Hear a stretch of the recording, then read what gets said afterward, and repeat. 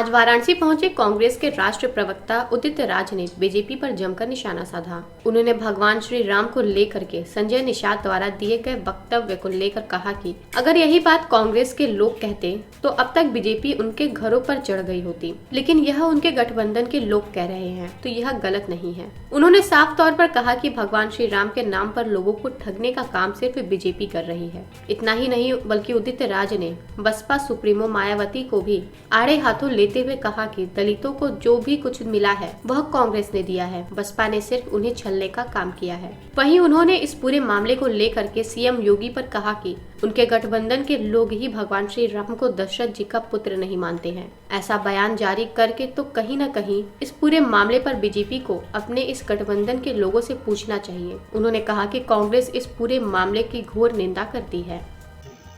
मुझे कल शाम से ही एक बड़ा आश्चर्यजनक अनुभूति हो रही है कि भगवान राम की जाति भी बदल दी गई है, बाप भी बदल दिए गए हैं और जो हिंदू धर्म के ठेकेदार अपने आप को कहते हैं वो मौन क्यों है।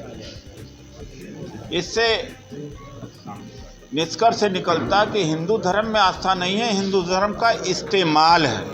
आस्था नहीं है भारतीय जनता पार्टी आरएसएस का। इनके सहयोगी दल निषाद पार्टी के डॉक्टर संजय निषाद ने कहा कि राजा दशरथ के औलाद भगवान राम नहीं थे, श्रृंगी ऋषि के थे। अगर कांग्रेस कहती और कोई इतिहासकार कहता अब तक उसके घर पर लाठी लेके पहुंच गए होते। तो वोट के लिए हिंदू धर्म के बारे में ऐसा बोला और भारतीय जनता पार्टी चुप है। दूसरा बोला होता तब तक गिरफ्तार करा लेते योगी जी। तो हिंदू धर्म का में आस्था नहीं है मोदी योगी का, हिंदू धर्म का इस्तेमाल है। मुसलमानों को दिखा करके सबसे ज़्यादा अगर क्षति हुई तो भारत की इकोनॉमी और हिंदुओं की ही हुई। दलित उत्पीड़न सबसे ज़्यादा उत्तर प्रदेश में योगी राज में हुआ है। सबसे ज़्यादा दलित उत्पीड़न योगी राज में हुआ है। एम्प्लॉयमेंट नहीं है। पंजाब के मुख्यमंत्री ने कल 36,000 लोगों को परमानेंट किया। 3 करोड़ आबादी है, 24 करोड़ आबादी उत्तर प्रदेश के, उसके हिसाब से 2,88,000 तो सीधे जो टेम्परेरी वर्कर हैं, एम्प्लॉई है, उनको परमानेंट करना चाहिए। लेकिन इन्हें मालूम है कि झूठ बोल करके, धर्म का दुरुपयोग करके, मुसलमानों को सामने दिखा करके, जात पात करके वोट ले लेंगे तो नौकरी देने की ज़रूरत ही क्या है। आज सबसे ज़्यादा ज़रूरत है नौकरी की। सबसे ज़्यादा ज़रूरत है किसानों का जो आंदोलन चल रहा है उनकी मांगों को पूरा करने का। इस देश की अर्थव्यवस्था की 2 ही रीढ़ है, एक नकदी जिसको इन्होंने तोड़ दिया, कैश इकोनॉमी, और दूसरा कृषि। देखिए, कृषि के क्षेत्र में बहुत ज़्यादा सरकारों का योगदान नहीं रहा इन दोनों क्षेत्रों में। बाकी ऑर्गेनाइज्ड इकोनॉमी से भारत की अर्थव्यवस्था नहीं चल रही। ठीक है, वो बढ़ रही है, सर्विस सेक्टर बढ़ रहा है, industrial sector, market sector, knowledge economy बढ़ रही है। लेकिन भले कृषि का योगदान इकोनॉमी में, जीडीपी में कम हो, लेकिन सबसे ज़्यादा आबादी आश्रित कृषि के ऊपर है। और 3 काले कानून ले आकर के अडानी को से देश लुटवा रहे हैं, अंबानी से देश लुटवा रहे हैं। वो तीनों काले कानून वापस किए जाने चाहिए। प्रियंका जी का जो अभियान है कि 40% औरतों को आरक्षण दिया जाना चाहिए, उसको एक बहुत बृहत विस्तार में देखा जाना चाहिए कि औरतों की जब तक भागीदारी विभिन्न क्षेत्रों में चाहे उत्पादन हो, स्वास्थ्य हो, शिक्षा हो, नहीं बढ़ती जैसे दूसरे देशों में। स्विट्जरलैंड में 88% तक है, 80% तक है। दूसरे देशों में women labour force participation rate अब हमारे यहाँ 22-23% है, कभी कम से कम 30-35% हुआ करती थी। तो जो प्रियंका जी ने 40% रिजर्वेशन की घोषणा किया है, उसको राजनीति से भी ऊपर उठ के देखना चाहिए नए भारत के निर्माण के लिए।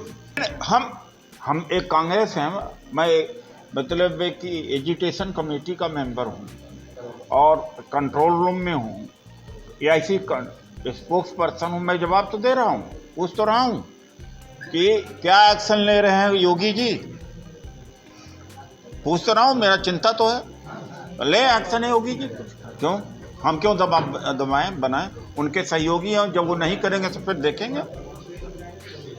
अब तक हाँ नहीं उनके सहयोगी हैं, वो पहले सवाल जवाब करें, उनसे नहीं होगा तो हम तो वो नहीं कर रहे हैं तो करने के लिए कुछ तो दबाव बनाएंगे आप लोग सरकार पर। वो हम करेंगे जो हमें करना है, लेकिन मैं सवाल कर रहा हूँ, ये तो 1 मिनट में लाठी लेके पहुंच जाते हैं, दूसरे जगह क्यों नहीं पहुंचे लाठी लेके? मैं सवाल पूछता हूँ उनको। श्री राम से जुड़ा हुआ सवाल, ताज़ा 2-3 दिन पहले दीप जलाए गए। देखिए ऐसा है कि उनके सहयोगी दल हैं, एक दूसरी बात है कि मशीनरी उनके पास है 2, कानून के पास है 3। इस मुद्दे पर शांत कहाँ है? मैं बोलता रहा हूँ, बोलने का यही तरीका, और क्या तरीका है? इसके आगे फिर वो भी करेंगे। 500 का राफेल, 1600 करोड़ में 500 का 16, इनसे जैसा बेशरम कोई हो सकता है? अरे जो एक है 15 लाख रुपया खाते में आएगा, इतना बड़ा कोई झूठा और भ्रष्ट हो सकता है? लेकिन लगातार आप कांग्रेस कहने से क्या, वो कहने से क्या, अपने झूठ अपने पाप को छुपाने के लिए कहते रहते। देखिए ऐसा है कि मैं भले राजनीति में हूँ, लेकिन असत्य बात नहीं बोलता हूँ, झूठ नहीं बोलता हूँ। बीएसपी बड़ी तेजी से कमज़ोर हुई है और लोग वहाँ से भागे हैं, कांग्रेस में भी आए हैं, सपा में भी आए हैं, लेकिन बीएसपी बहुत दिनों की पार्टी नहीं रह पाएगी। और दलितों को जो भी कुछ दिया कांग्रेस ने दिया, जिस तरह से मोदी जी ने 2 करोड़ रोजगार या 15 लाख खाते में आएंगे, भारत को सम्मान दिलाएंगे, ऐसे इसी तरीके से मायावती जी ने भी कहा हम सत्ता में आएंगे। अब सत्ता बहुत बड़ी चीज़ है। 16% दलित हैं, उनके बूते कैसे सत्ता में आ गए? आपने बैकवर्ड और मुस्लिम से कोई एग्रीमेंट नहीं लिया है कि हम सत्ता में आ रहे हैं। उससे क्या हुआ कि इमोशनली दलित को अपने साथ जोड़ लिया और उसको लगा कि हम तो सत्ता में आ रहे हैं, छोटी मोटी चीज़ छोड़ दो। तो उसका आरक्षण भी गया, संविधान भी खतरे में है, उसकी नौकरी भी गई, जो लैंड भी मिला था वो भी गया, और कोटा परमिट ये भी कमज़ोर होता गया। तो दलितों को अब सोचना चाहिए, चाहे स्पेशल कंपोनेंट प्लान हो, ट्राइबल सब प्लान हो, SC/ST एक्ट हो, फ्री एजुकेशन हो, फीस नहीं लगती थी, कोटा है, परमिट है, और तमाम जो सुविधाएं भूमिहीनों को भूमि, सब कांग्रेस ने दिया था। कांग्रेस के अलावा किसी कोई दल ने कुछ दिया नहीं था। लेकिन घृणा, जिस तरह से बीजेपी घृणा फैला करके लोगों को इकट्ठा करते, वैसे इन्होंने घृणा फैला के किया, तिलक तराजू और मारो तारो तलवार।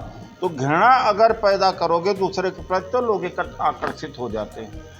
अब दोनों साफ नाक कह दिया, बीजेपी कांग्रेस सबको कह दिया, और अलग उनसे अलग कर दिया। वो जाए तो जाए कहाँ, फंस गए बेचारे। लेकिन अब काफ़ी नुकसान हो गया है। अब वो समझ में आ रहा है धीरे धीरे ये पार्टी इतिहास में चली गई।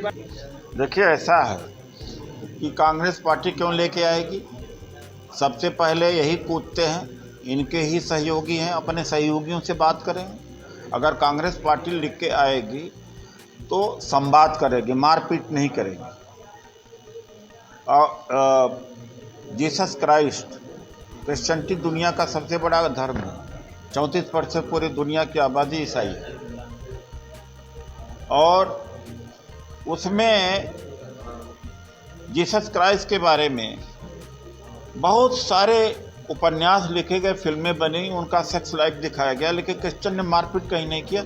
जवाब दिया, लिखित रूप से जवाब दिया, संवाद के जरिए। वो कांग्रेस करेगी, लेकिन ये उन्मादी लोग हैं और इन्हीं के सहयोगी हैं।